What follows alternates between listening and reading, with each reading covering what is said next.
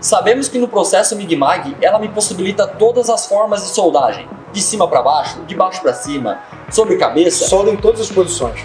Tem algum método específico para se tornar um mestre da soldagem? Sim.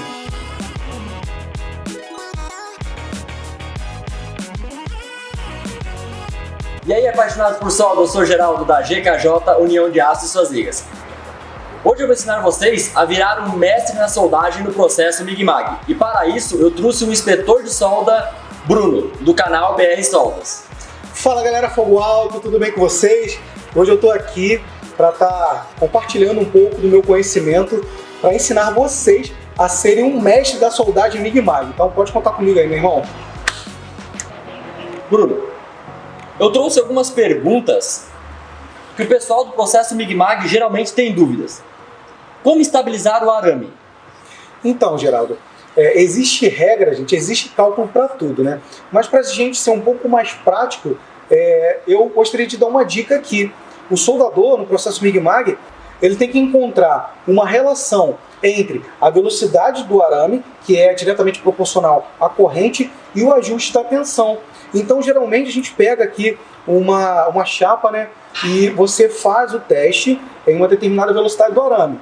E aí, se tiver pipocando muito, se tiver com muita deposição de material, você diminui um pouco o arame, que é diretamente proporcional à corrente. A dica que eu tenho é essa, pessoal. Você conseguir equilibrar a velocidade do arame, que é diretamente proporcional à corrente de soldagem, que vai depositar maior quantidade de metal de solda ali na peça, e fazer um ajuste na tensão. Encontrar essa relação, e você pode fazer alguns testes. Você pode pegar uma chapa antes mesmo de soldar, Geraldo, você testar para ver se realmente, se não tiver procedimento, se não tiver EPS, você pode fazer por testagem, né, por amostragem, você vai testando, e aí quando o arco elétrico estabilizar, também o som também é muito importante também, quando fica aquele barulho de ovo fritando, né?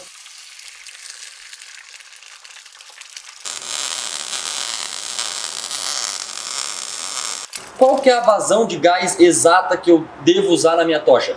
Eu quando vou soldar, vou lá, dou uma reguladinha, escuto que está vazando gás, soldo, não ficou porosidade, eu começo a soldar e... Existe alguma regulagem que eu tenha exata? Sim, sim. Existe um cálculo muito simples de se fazer, né? A gente sabe que a eficiência do gás de proteção é muito importante para a nossa soldagem, né? Porque fornece a atmosfera protetora ali que vai prevenir a soldagem da contaminação indesejada ali do ar atmosférico. Então você tem que ter uma boa soldagem, uma boa proteção de gás na sua soldagem. Então é muito simples. Você pega um cálculo muito básico, tá, gente? Você pega ali o diâmetro do arame e multiplica por 10. Por exemplo, eu tenho um arame 1.0, 1 milímetro. Você multiplica por 10. Logo, nós teremos 10 litros por segundo de saída de pressão de gás. Você tem ali um arame 0.8, né? Você multiplica ele por 10, logo você tem 8 litros por segundo de saída de pressão do gás. Então é aproximadamente, né, dependendo da área que você estiver soldando, se estiver ventando muito, você pode aumentar um pouco essa vazão. Se for num ambiente controlado, você pode diminuir. Então é aproximado o diâmetro do arame vezes 10, e aí você tem a quantidade de saída de pressão do gás, que seria litros por segundo. Lembrando que muito gás... Muito gás... Litros por minuto. Perdão, eu errei. Se eu pegar a vazão do meu gás, for lá e rachar ele até ficar a milhão, tem problema? Então, tem problema, porque ao invés de você proteger, formar ali a atmosfera protetora, né, que vai prevenir ali a soldagem da contaminação indesejada pelo ar atmosférico, você vai acabar expulsando todo o gás. Então, além de você ter um gasto, um consumo muito maior, você vai acabar expulsando o seu gás de proteção ao invés de você proteger a sua solda. Galera, então se você estiver usando muito gás, gás excessivo, a tua solda vai ficar com um aspecto ruim, ela fica preta, ela fica queimada, fica com uma... A própria solda te dá essa definição que você está usando muito gás. Fica com um aspecto ruim, né? Com pouco gás, ela causa porosidade, né, Bruno? Muito poro, realmente fica uma solda com muita descontinuidade, com muitos defeitos, e realmente não é bom para a resistência mecânica da junta soldada.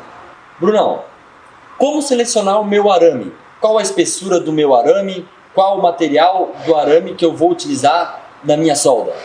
O diâmetro do arame ele é em função da espessura da chapa, da taxa de deposição e da produtividade. Se você quer produzir, se você quer realmente uma solda com maior produtividade, você tem que selecionar o arame com um diâmetro maior. Mas assim, o arame, uma dica que eu dou aí pra galera é o seguinte, Geraldo. O arame ele tem que ser escolhido em relação à composição química da junta, né? A compatibilidade química e metalúrgica. Por exemplo, se eu vou soldar uma liga de alumínio, o arame ele tem que ser de alumínio, né? Parece óbvio, mas tem muita gente que tem essa dúvida. Se no caso vou soldar aço carbono, o arame ele tem que ser de aço carbono. Geralmente é o mais conhecido como o arame cobreado, né? O pessoal pensa que é um arame de cobre, mas não, ele só tem uma película ali de 0,006% de cobre, só para prevenir ali a sua, preservar a sua vida útil ali, evitar oxidação. Porém, esse arame cobreado, ele é para a soldagem de aço carbono. Se você for soldar aço inoxidável, uma liga metálica de aço inoxidável, o seu arame tem que ser compatível metalurgicamente, dependendo do tipo de aço inoxidável que você for soldar. Em relação ao diâmetro do arame, compatível com a espessura da chapa, é essa tabela que vocês estão vendo aí na tela. As máquinas de solda da Weld Vision já vem com uma tabela semelhante a essa, no manual de instrução. E sobre o cabo de alimentação, eu vou fazer visita técnica em empresas, chego lá e, pô, cara, o cara tem um cabo de 20, 30 metros lá enrolado no meio da fábrica, aquele cabo enrolado gera tem algum problema que pode dar na máquina? Tem algum padrão que possa ser utilizado no cabeamento? Sim, Geraldo. Então, para cada dimensionamento, né, comprimento do cabo, existe uma bitola, o diâmetro do cabo a ser utilizado. Né? Existe essa recomendação também, que também existe uma tabela, vou estar colocando aqui na tela, para cada diâmetro de cabo, né, para cada dimensionamento, comprimento, existe um valor. E se você utilizar um cabo enrolado ou um comprimento excessivo em relação à bitola do cabo, vai superaquecer o equipamento ou vai gerar uma insuficiência de energia lá no momento da sua soldagem. O cabo enrolado gera uma serpentina. Uma resistência, né? Gera uma resistência. Superaquecimento é muito prejudicial ali. Existe uma perda de energia, né? Energia de soldagem muito grande quando acontece esse tipo de coisa. Né? Se tua máquina às vezes está oscilando, quando acontece uma oscilação, tá soldando lá, a máquina do nada começa a estourar, começa a pipocar, a máquina perde a estabilização do arco, pode ser extensão. Ou emenda também, né? Uma emenda má executada ali, que não utilizaram ali os engates rápidos, os conectores também apropriados, que existe um conector para cada tipo de diâmetro, né, do cabo também, isso tudo é muito importante. Sabemos que no processo MIG-MAG ela me possibilita todas as formas de soldagem, de cima para baixo, de baixo para cima, sobre cabeça. Solda em todas as posições. Tem algum método específico para se tornar um mestre da soldagem? Sim. Hoje a gente vai mostrar aqui uma qualificação, né, uma simulação de uma soldagem de uma chapa de teste na posição 3G com abertura de raiz e um chanfro em V. Então, o soldador que consegue executar uma soldagem em uma chapa de teste, né, que seria uma representação de uma junta, de uma estrutura, de um membro ali, de um equipamento, e ele consegue fazer essa soldagem com maestria, aí sim ele se torna um mestre da soldagem MIG-MAG e um soldador qualificado. A preparação dessa chapa foi feita em chanfro em V e o ponteamento. Né? O ponteamento nós utilizamos uma alma metálica de olhador revestido de 3,25 para fazer a preparação e o ponteamento dessa junta.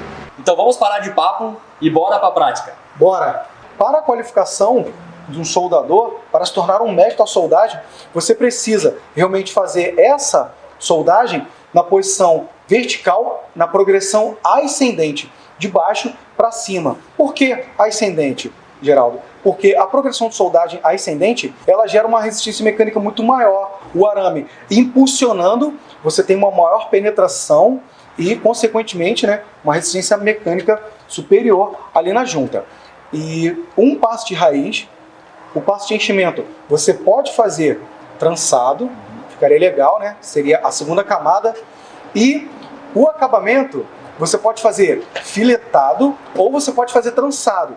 Porém, existe algumas empresas, né? Existem algumas normas que não permitem o passe oscilante, né, que é o trançadão, porque vai introduzir uma grande quantidade de calor ali, né, no aspecto térmico da junta e vai aumentar a ZTA, a granulação ali vai ficar grosseira e vai diminuir ali a resistência mecânica, no caso do ensaio de dobramento ou de um ensaio de tração. Então, por isso que a gente faz solda filetado ali no acabamento e o que seria mais indicado para a solda de responsabilidade. Pessoal, para qualquer operação de soldagem e corte, utilize os equipamentos de proteção individual, tá? Máscara, gorro, luvas, avental e a máscara também de proteção anti-fumos e gases é muito importante durante a operação de soldagem, beleza? A máquina que será usada no teste é uma Maverick 165 amperes, MIG e eletrodo. No caso, eu vou fazer aqui uma simulação de uma qualificação de um soldador para se tornar um mestre em soldagem MIG-MAG, beleza? Seria aqui uma junta de topo, dois membros aqui alinhados aproximadamente no mesmo plano, com chanfro em V e abertura de raiz de 3 milímetros. Eu vou fazer o primeiro passe no processo de soldagem MIG-MAG aqui, com arame, qual é o diâmetro desse arame aqui? 0,8. 0,8, né? Um arame mais fino aqui, para a gente fazer uma boa raiz aqui, uma boa penetração aqui. Então eu vou começar fazendo aqui essa soldagem, vou fazer um movimento de oscilação e avançando aqui, ó, fazendo com que a minha mão como se fosse uma alavanca aqui, ó, e a mão direita eu vou fazer esse movimento de oscilação, tá? Então a esquerda eu vou utilizar como se fosse uma alavanca e a mão direita um movimento de oscilação, porque eu não posso parar no meio. Se parar no meio vai furar, vai gerar uma descontinuidade, uma penetração excessiva ou uma perfuração, beleza? Para o arame 0,8, nós utilizamos aqui uma amperagem para fazer essa raiz com 80 amperes e a tensão aproximadamente de 15 a 16 volts, tá? Finalizado nossas soldas. Se você quer ser mesmo um mestre da soldagem, se inscreva no nosso canal, curta nosso vídeo. Bruno, o que a sua solda te faz ser um mestre da soldagem? No meu caso, eu fiz uma solda, Geraldo, exemplificando uma junta que vai ser submetido a um esforço mecânico muito grande. Eu fiz o primeiro passe de raiz, né, que seria o passe estrutural, o passe mais importante. É o passe que vai oferecer uma maior resistência mecânica na junta soldada. Fiz em formato de U, né, fui fundindo as extremidades e não parando no meio. Fiz esse primeiro passe. Após esse primeiro passe, eu fiz o enchimento trançado, porém eu fiz de uma velocidade assim um pouco mais rápida para que não acumule, né, calor ali no interior da solda, da junta, né, e que venha danificar a estrutura. E no final, gente, o mais importante, eu fiz o acabamento filetado, né? Eu fiz aqui 1, 2, 3, esse aqui é o corpo de prova, né, a amostra que foi retirada da chapa de teste para execução de alguns ensaios. E aqui a gente pode ver aqui, né, a solda que teve uma boa penetração e o acabamento ele ficou no formato retilíneo. Ele ficou bem estreito, sendo assim, não introduziu muito calor na peça, mantendo a sua microestrutura e não danificando, né, a resistência mecânica da junta soldada.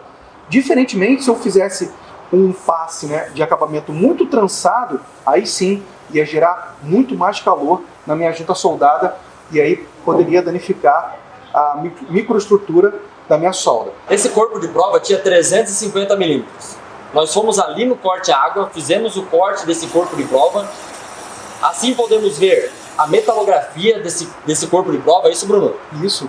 A ZTA, a zona de ligação e até mesmo o metal de solda, a gente consegue observar.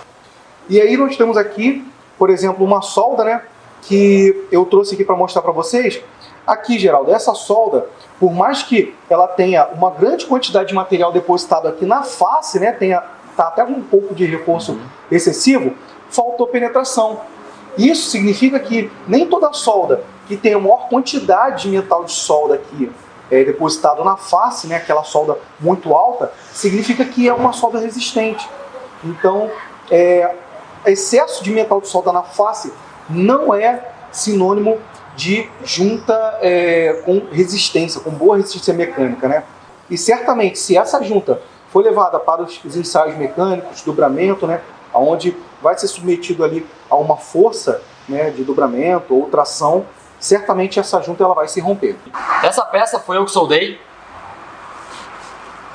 Fiz ela no formato de 8 ou no formato trançado, isso, Bruno? Bem escamada, né? É, uma solda bem escamada. Percebam que ela tem uma solda com bastante penetração, ela deu bastante raiz de fora a fora. Penetrou bastante.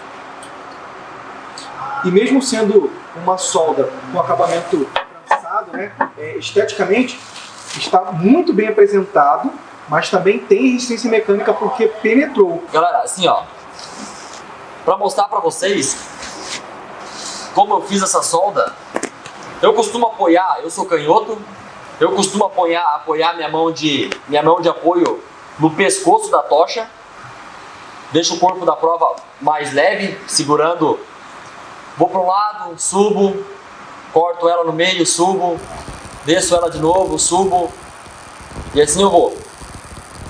Eu abro a poça de fusão no centro da minha junta, do centro para a esquerda, volto para a direita, desço na diagonal, espero abrir a poça de fusão, desço na diagonal novamente, espero formar a poça de fusão, desço novamente na diagonal, sempre na diagonal, cruzando uma solda pela outra. Realmente ela vai ter mais calor na peça, porque a minha deposição de material é maior, né? Então, como o Bruno falou, se a tua peça, se a empresa ela permite fazer uma solda de acabamento, ela exige uma solda de acabamento, essa solda, ela fica uma solda boa e com resistência mecânica. Galera, nosso vídeo vai ficando por aqui. Bruno, obrigado pela participação. Obrigado, Geraldo. Eu que agradeço aí pelo convite. Galera, siga o Bruno da BR Soldas. Ele tem muita dica boa de soldagem. Se você ainda tem dúvida de como ser um mestre na soldagem, deixe seu comentário por aqui. Forte abraço. Valeu!